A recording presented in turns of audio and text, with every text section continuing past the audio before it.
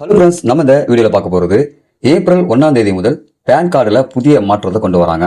அதாவது புதிய கார்டுக்கு அப்ளை பண்ணுறவங்க அல்லது அப்டேட் செய்ய விரும்புகிறவங்க கண்டிப்பாக இந்த விஷயத்தை தெரிஞ்சுக்கணும் அப்படின்ற ஒரு முக்கியமான அறிவிப்பு வெளியிட்டிருக்காங்க.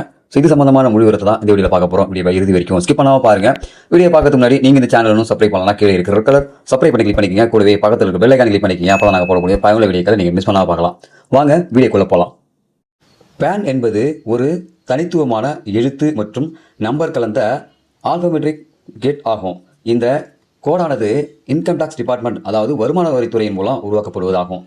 இப்போது இதில் கவனம் செலுத்த வேண்டிய விஷயம் என்னென்னா, இனி ஏப்ரல் 1, 2026 முதல் பேன் கார்டில் பல மாற்றம் நடைபெற இருக்குது. இதனைத் தொடர்ந்து CSC government service India limited அதன் அதிகாரப்பூர்வ எக்ஸ் பக்கத்தை பதிவிட்டுள்ளது.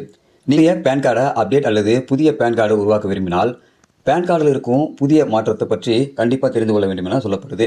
இனி ஆதார் எண்ணை மட்டுமே கொண்டு பேன் எண்ணுக்கு விண்ணப்பிக்க முடியாது. உங்கள் அடையாளத்தையும் பிறந்த தேதியையும் நிரூபிக்க நீங்கள் கூடுதல் ஆவணங்களை வழங்க வேண்டியிருக்கும். மற்றொரு முக்கியமான மற்றும் மாற்றம் என்னென்னா, உங்களுடைய பேன் அட்டை அல்லது ஆதார் கார்டில் உள்ள பெயர் துல்லியமாக ஒரே மாதிரியாக இருக்க வேண்டும். பெயர் வேறுபட்டால் உங்களுடைய அப்ளிகேஷன் தாமதமாகலாம்.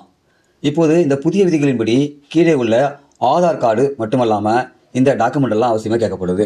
அது என்னென்ன டாக்குமெண்ட் கேட்டீங்கன்னாக்கா, பிறந்த சான்றிதழ், voter ID card, passport, driving license, 10ஆம் வகுப்பு சான்றிதழ், நீதிபதி வழங்கிய பிரமாண பத்திரம், இது போன்ற சான்றிதழ் எல்லாமே இந்த ஆதார் கார்டு அப்ளை பண்ணுறதுக்கும் சரி, வெரிஃபை பண்ணுறதுக்கும் தேவைப்படுது. நீங்கள் யாராவது இனி ஒரு காலங்களில் பேன் கார்டு அப்ளை பண்ண போகிறீங்க புதுசாக, அப்படி இல்லைனா பேன் கார்டு திருத்தம் பண்ண போறீங்கனாக்கா இந்த 6 ஆவணங்கள் கண்டிப்பாக தேவைப்படுது. ஸோ தேவைன்றவங்க இதை எடுத்து வச்சுக்கிட்டு பேன் கார்டுக்கு அப்ளை பண்ணுங்கள். ஸோ இந்த புதிய ரூல்ஸ் ஆனது ஏப்ரல் 1ஆம் தேதி முதல் அமலுக்கு வருது.